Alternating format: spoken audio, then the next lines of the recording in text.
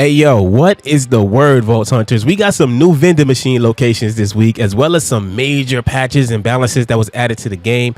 In the Horrors of Kairos event, let's talk about it.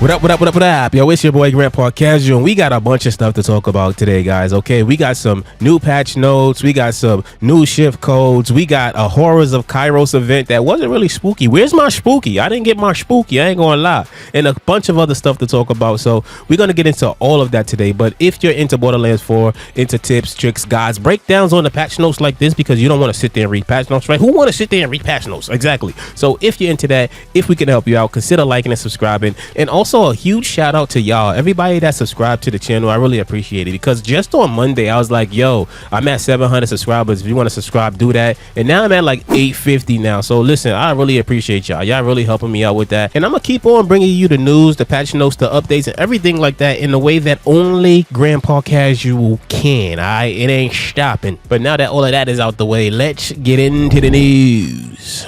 All right, so first things first, man, we had a community event, a community challenge where we had to collectively complete 350,000 contract sites as Hollow to earn Hollow's Mala wannabe skin. And guess what? We did that like I thought. Last video, I didn't know. They didn't drop any shift codes or anything like that, so I had no clue. But they officially dropped the shift codes a couple days ago, maybe like a day ago. So here it is right here. We did it. We got the skin as usual. We always killing it because we the Vault Hunters, right? We do what we do. We hose it down as Vault Hunters. That's why I had confidence that it was already done. So go ahead and get that. It doesn't expire until December 31st, 2030. So you have a ton of time. Obviously, don't wait till 2030 to do that, because come on, that's crazy. But you earned it, so go ahead and redeem it and enjoy. Aside from that, we have these new shift codes which give you the keys, and Randy's dropped these just a couple hours ago, so I was right on time for that. So you can take these three and add them to your collection if you're hoarding them like me until you get to level 50. And as usual, all of these codes are in the description below for all of your copying and pasting. A pleasure. So as far as Maurice's black market vending machine goes, it has moved this week, and it is going to be a trek. So this week we're going all the way up to the Elpis Orbital Shatter Field, and within this location we have to go all the way down to this location here. And one thing to remember is that when you get over here, you don't have access to your digi runner, so you're gonna have to do this all on foot. It's a little bit of platforming and stuff like that, but it's not too bad. We've been here before. I kind of fight the Threshers because they do follow you. The Threshers are annoying, but all the other enemies I kind of just skipped over and ignored. So you know you're there when you get to this point. You'll see this doll door. I think there's a couple of these doors, but you'll see the purple stuff over here, like on the sides of the mountain and things like that, the purple rocks. I think something really good to pay attention to would probably be these lights up here. So you'll know that the lights on the right up over there are an indicator that you need to go in this door. And what you do is you're just going to run inside of here.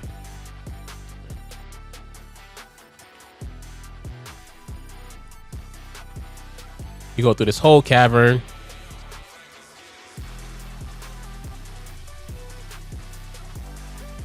Crawl through this thing.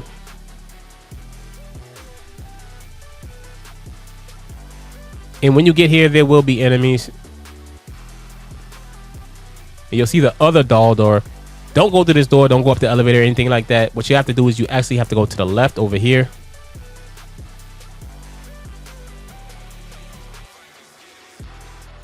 And you're trying to get up on top of the platform over here.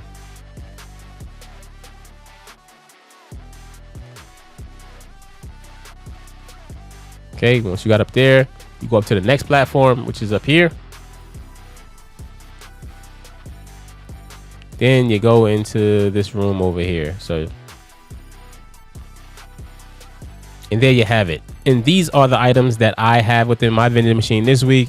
If you see anything you like, if you see anything you want, we can link up. Just go to the Discord in the description below, and we can get together. We can link up, and you can use my machine and take whatever you fancy. And as far as Moxxi's big Encore goes, you can find it at this location of the map up in the Terminus range. And this week you will be grinding the battle wagon to get your legendary. Good luck, happy hunting, Vault Hunters.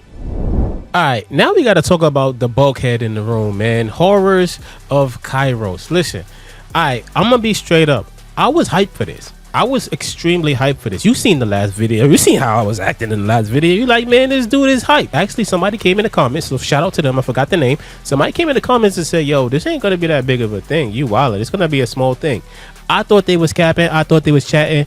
They were absolutely right. My bad to you, because you were spot on. Because this is what happened. They put it on the roadmap. They talked about it on Twitter. They talked about the lead up. They have all this cool stuff attached to it. I'm like, yo, this is going to be a crazy event. And I was really looking forward to it. They talked about blood rain. They talked about how the environment is going to change. And in my mind, right, my simple grandpa casual mind, I'm thinking, okay, just like other games, like when you think about No Man's Sky, how they kind of made this horror themed event within the expedition that they got going on, or even the Battlefield 6 that's out right later this year. They're going to have like a frozen over Empire State map to represent the winter. We've seen it happen in games all over the place. So I'm thinking, yo, Kairos is going to be crazy. It's going to be really horror themed. You know, this is Borderlands. It's bloody, it's brutal. This just fits the theme. Then they're talking about blood rain. They talking about all these cool cosmetics with the pumpkin head and things of that nature. I'm like, yo, this is gonna be fire.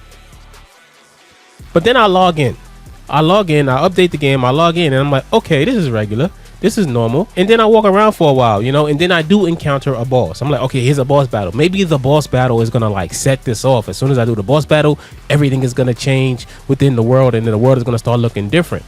So I did the boss battle, and in the middle of the boss battle itself, nothing really changed. Like the boss stayed the same. Like everything was normal, and I'm like, nothing even happened here. Now, granted, I did one or maybe two boss battles, and maybe I did it too early, right? Maybe I didn't time it correctly or something like that, and that could be my bad.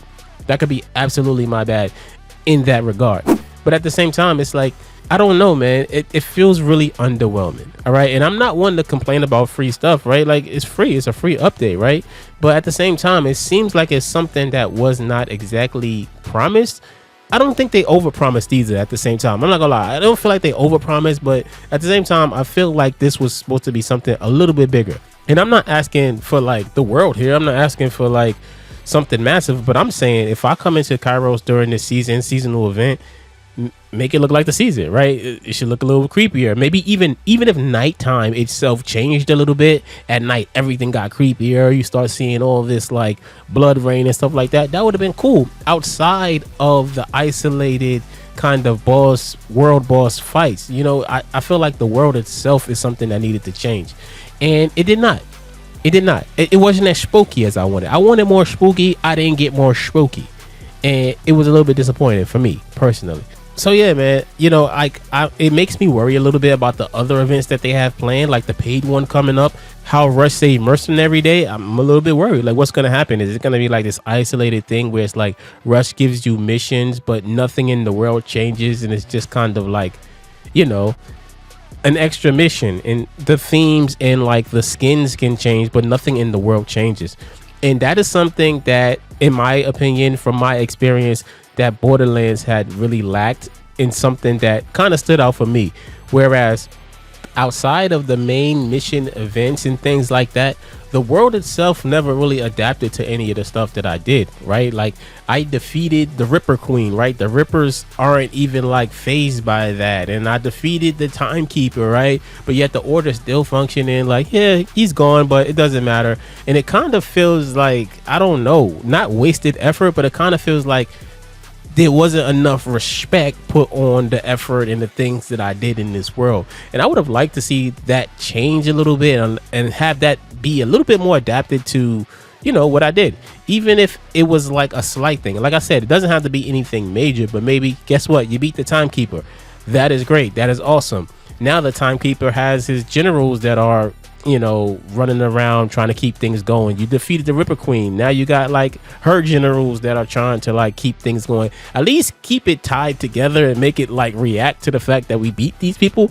That would have been great. But in my opinion, from my own personal experience, this is what I'm talking about right now. I'm talking about my own personal experience. I ain't talking about nobody else's experience. So please don't try to come at me like, yo, you listen. I'm talking about my own experience. You can't tell me my experience is wrong. This is my experience. So what I'm saying is, for me, I felt like the world should just react just a tiny bit, and I do get the point of the game is to kind of just grind over and over and you know, get the loot, get the best loot, have the strongest Vault Hunter. That's cool. But as somebody that likes story, I would have liked that just a little tiny bit. Yeah, but yeah, man, the response for Horrors of Kairos has been kind of underwhelming amongst the community. People are going as far as saying that, you know, it's lazy.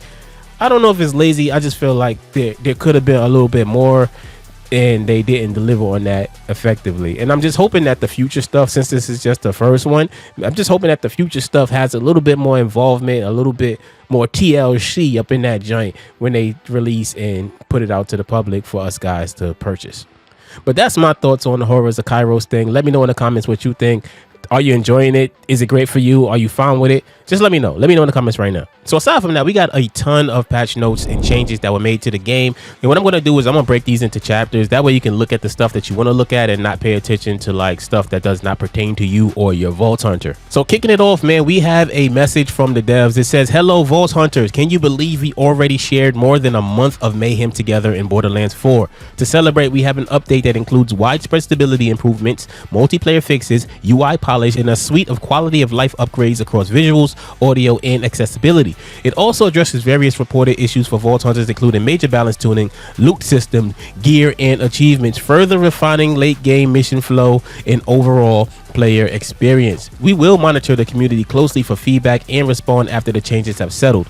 This measured approach to your input will provide a consistent and better experience. As a reminder, our primary goal with balance adjustment is to provide you the greatest number of valuable builds." And this is a note to all PC players with NVIDIA GeForce hardware. We highly encourage you to update to the latest drivers 581.57 that were released on Tuesday, October 14th, as NVIDIA has addressed a number of GPU crashes. Also, a big note, they say, please restart your game to ensure that the update goes through and prevent connection errors in matchmaking. And yes, this is very important because I didn't get the update until about 12:30 because I had to restart my entire machine to be able to get the update.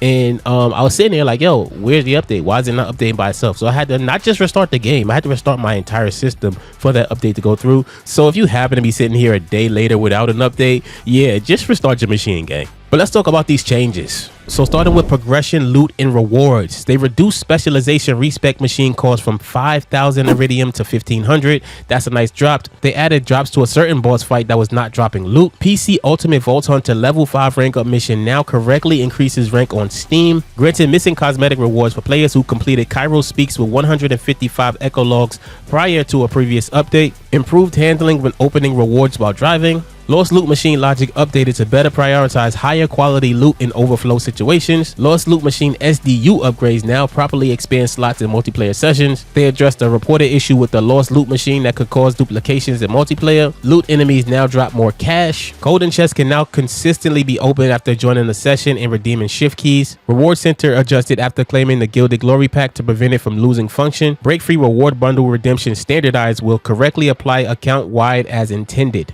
Adjusted unlock conditions so Rift Incompatible achievement now correctly completes for all players in multiplayer. Cut That Out achievement now unlocks when viewing the board from a further distance. Level-based progression updated so Crimson Rising achievement unlocks at character level 10 as designed. Timing adjustments made so Catch a Ride achievement unlocks only at the intended progression point. Challenge tracking updated so Jacob's throwing knives no longer count as gun kills. Ensured that bobblehead collectibles in Prester's Grotto and Motherbird node were accessible. Discovered locations now stay discovered when returning to single player after multiplayer. Various fast travel stations have been adjusted to unlock when they are intended to, including concerns seen in Ultimate Vault Hunter mode. Vault key animations now play correctly during Echo 4 sequences, and Echo log pickup and unpaid tab now counts properly. Amara's escort to core objective now consistently advances when replayed. Improved various instances of mission waypoints not showing up accurately. Now let's talk about the gameplay in the missions here. Now Maurice's black market vending machine is able to be interacted with reliably in multiplayer. Thank you. This has been a big issue. I'm so glad that they fixed this up. Legendary vending machine no longer closes unexpectedly during Vend of the Line. Thank you. This is another huge one that a lot of people were dealing with. I'm glad that they fixed that. Now you can actually get the legendary without some janky stuff happening in between. I appreciate that. They made general improvements to prevent enemies from getting stuck when when spawning and address various reported spawn point issues. They address bounties, Beatloaf, Grip, and Shag Culture not reliably spawning. They address reported issues of Terminus range vault enemies getting stuck on ledges during encounters. They address the reported issue in co-op during the Splash Zone boss fight, leading to more consistent behavior. The How capture station no longer reactivates after safe house capture. One fell swoop has been updated to prevent players from being left floating in the air. Bio Bulkhead now shows the correct elemental icon, and movement has been smoothed to eliminate jitter after certain attacks. Wardenscape no longer clips through the arena walls in his boss fight. They improve Echo location guidance across several missions. Hopefully, because Echo, I ain't gonna lie, Echo 4's guidance is trash. Like, I'll do navigation with Echo 4 and he'll like send me through a wall. I'm like, I can't go through the wall. Like, I don't understand why that navigation is so bad. Hopefully it's fixed. I haven't used them recently, but I'll see. They patched collision gaps, holes, clipping, and invisible walls. They corrected order drop pod events to consistently reach that ground and no longer appear stuck in the air. NPCs should no longer cause players or vehicles to get stuck when the player runs them over. Pangolin enemies now can be damaged by grenades while in ball mode. Chainmaster trait now tethers to all allies in range when multiple enemies have the ability. Mangala enemies no longer desync their position when dodging in multiplayer. Now let's talk about the big boy. Let's talk about the Vault 100 changes that were made here. So we're going to kick it off with Harlow the Gravatar. So they addressed some Gravatar builds that reportedly cause performance slowdowns. They should no longer prevent UI elements from updating or fight for your life sequences from completing. Gravatar passive and augment bonuses to gun damage now correctly apply to Ripper heavy weapons barrels and Ripper legendary heavy weapons steamer. Entanglement interactions also functions as designed. Gravatar class mods have been adjusted to no longer roll +5 pencils down and push passive past their intended cap. So RIP to that for all of my Harlow players out there. As far as creative burst balance adjustments, Neutron Capture now converts all gun damage into radiation and now only applies to gunshots and not all instances of gun damage. There's a dev note here that says the Neutron Capture is one of the best damage scalers in the entire game, but during testing we found that this was erroneously applying to all instances of gun damage. It was able to scale in unanticipated ways as a result. This new change will still see Neutron Capture being one of the best, if not the best, damage scalers in the game, but the power level will be much more in line with our expectations. Additionally, since all damage from the gun is converted into radiation, it should now have more scaling vectors for clever build crafters and allow for meaningful boosts from gun damage. So as far as the Cosmic Brilliance passive, Flux Generator plus Annihilation interaction was updated, so spawn grenades now scale correctly with character level. So now let's move on to Big Amon. So for Amon, the shield visuals were adjusted for improved clarity in combat situations. As far as the Forge skill trait, they adjusted interaction with Forge Master class mods, so Forge skill now respects its cooldown in multiplayer. As far as the Onslaughter Calamity, camera behavior stabilized when combining Onslaughter with the Order legendary pistol Noisy Cricket. Attack frequency of Rocket Punch is now consistent in multiplayer. Now as far as the balance adjustment goes with Seeing Red, the duration restored no longer increases per point invested and now is 4 seconds for all ranks. Now the dev note for this says Seeing Red was always meant to have a huge damage scaling potential, but was always meant to be hard to maintain. We didn't want to nerf this passive's power, but we're making the effect harder to maintain. As far as the Scourge Vengeance, Scorched Kairos passive now displays consistent magazine size value for the Ordnance gadget. The Forge Wave no longer fires unintentionally during Glacial Rapture. Projectiles no longer get stuck in the air when the Forge Master Firewall is active during the Fortress Indomita boss fight. Blackout shock damage now properly scales with points invested. Blackout is now 15% per point, down from 21% per point. And the dev note for this says, after fixing the scaling of the damage over time, we found that the Blackout was overperforming a bit, so we gave it a slight readjustment. This will still be an overall buff now that the DOT properly scales. As far as the Crucible Cybernetics goes, visuals corrected, so Forge Knight Forge Axe no longer disappears when activating Crucible at the same time as throwing with double edge. They corrected an animation of Crucible while climbing. Raging Inferno Incendiary damage now properly scales with points invested. Now let's move on to Vex the Siren. Challenge Me, Myself, and I now tracks correctly in multiplayer, independent of clone duration on other players. Dead Ringer, the Fourth Seal. Spectre's copied weapon now displays proper visual effects when fired with a Maliwan element switcher. Incarnate Vexillation. Bleed from Bloodletter has been updated so it no longer recursively triggers itself, preventing unintended damage loops. Phase Familiar, Here Comes the Trouble. Here are the balance adjustments for that. Double Trouble Illusion damage multiplier now 75% up from 50%. Double Trouble illusion duration now 8 seconds up from 5 seconds. And Apex Beast damage increased to 15% from 10% per stack of unsealed. Now let's talk about Rafa, the Exo Soldier. Free grenade from Philanthropo class mod now deals appropriate damage even when no grenade is equipped. As far as the people person skill tree goes, action skills, Apopus Lance. Apopus Lance changed to penalize gun accuracy instead of gun handling, resulting in projectile speed being unaffected. Apopus Lance now benefits from cooldown reduction effects. So those are all of the specific Vault Hunter changes we have here. Now let's talk about the gear. So let's start with the skills. Skills that boost gun handling now properly increase projectile speed. They address reports that swapping weapons with the freeloader enhancement on an auto weapon with a Ripper magazine would cause all weapons to not consume the accurate amount of ammo. Health restoration from legendary rep kit Adrenaline Pump now works correctly when combined with legendary shield Guardian Angel. And here is a big one. They reduced the critical chance on Jacob's crit knife to 30%. They finally did it. And the dev note said it had to happen. You knew it was going to happen. Yeah, we knew it was coming. And it is now here. So they did adjust that knife. So the infinite bleed with Vex is probably no more. As far as Jacob's legendary pistol Sensaba Songbird no longer stacks infinitely when swapping weapons. Using a Jacob's shotgun with torque sticky projectiles and a knife launcher underbarrel no longer deals knife damage after switching fire modes. Jacob's weapon parts updated so ricochet effect only triggers from intended damage sources. Ripper legendary shotgun Golden God overheating effect now clears correctly when switching weapons. Corrected behavior on Malawan legendary SMG on OHM I got so the first 3 slots no longer consume ammo without dealing damage during continuous fire. Malawan legendary heavy gun Gamma Void corrected to apply proper increased radiation damage to enemies inside Singularity.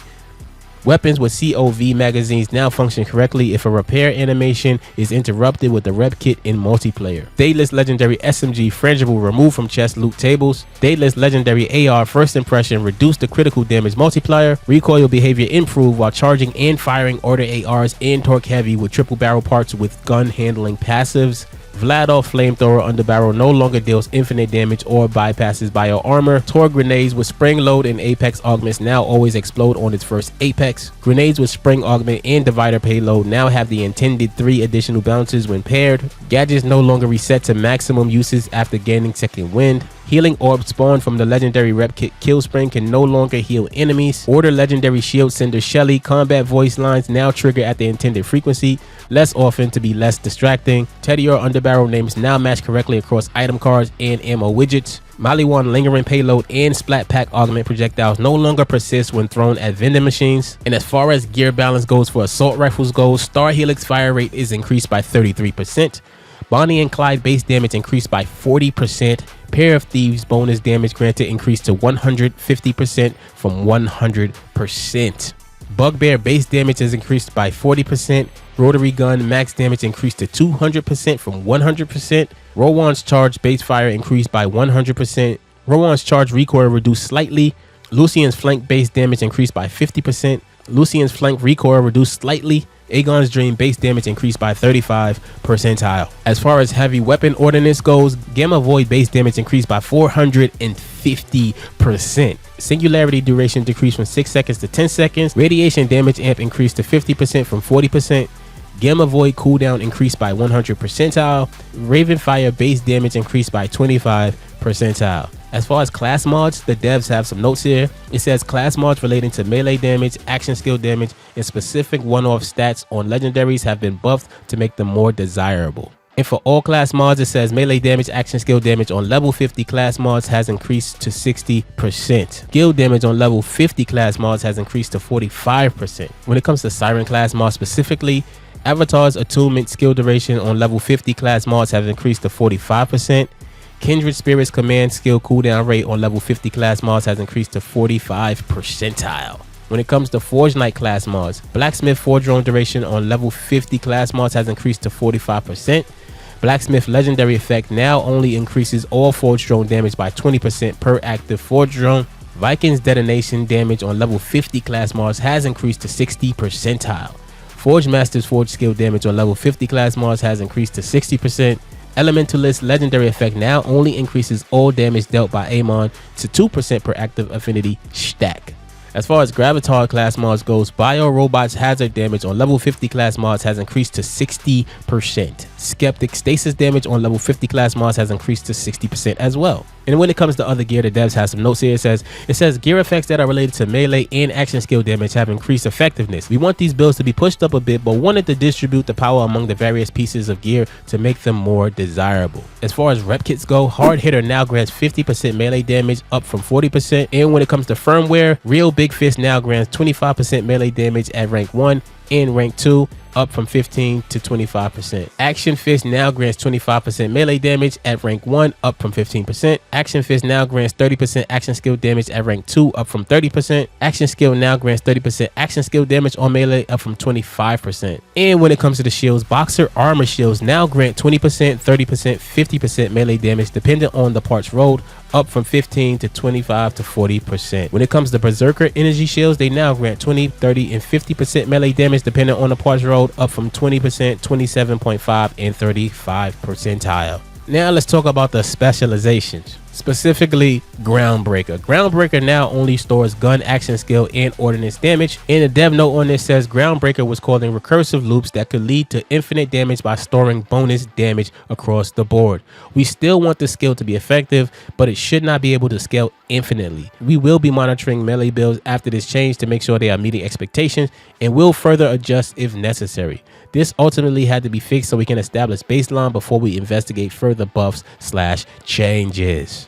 So let's talk about UI, UX, and text. And this is a huge one right here that I love. Sorting settings and menus now persist when switching tabs or leaving the menu. Thank you. I got so tired of switching. Like if I wanted to filter everything out and say, hey, I just want to see weapon type, weapon damage, weapon rarity, and then I would go out of the menu and come back and I have to do it all over again. It was mad annoying. I'm glad that they fixed that. Thank you so much. Great quality of life change right there.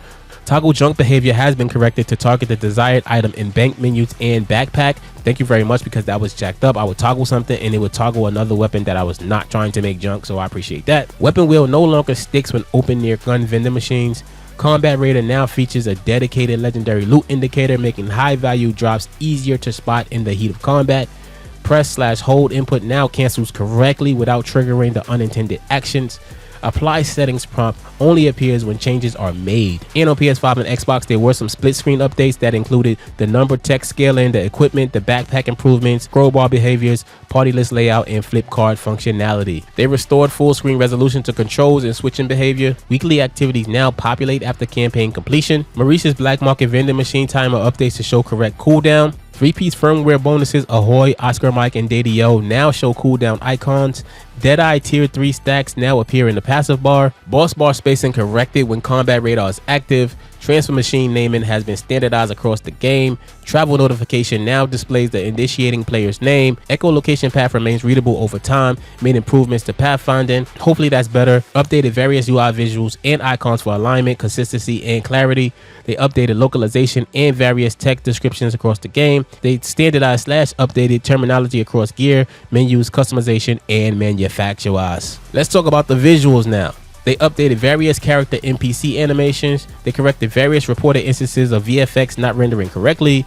The grapple vault points now show proper models instead of placeholders. They reduced reported instances of visual pops as cinematic starts. And as far as audio goes, audio and voiceover now remain active when returning to menus after level traveling in multiplayers. They adjusted audio mix for improved balance across gameplay and voiceover. SFX volume slider now correctly applies to high and HDR value sounds. They addressed several reported instances of voiceover not playing as intended across several missions and scenarios. Vault Hunter battle voiceover frequency has been tuned so lines repeat less often.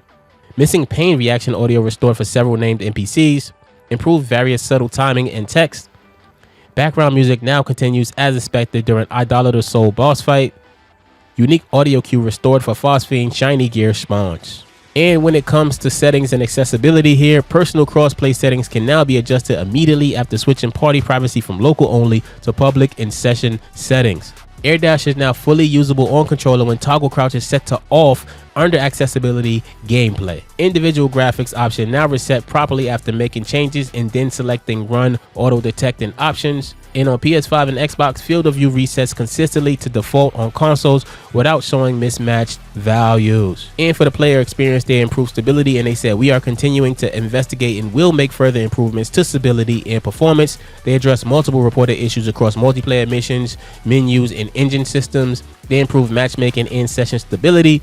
They addressed performance in multiplayer where there were a large number of homing projectiles. They refined graphic settings and shader handling. They have improvements made to patch and reliability in automation processes.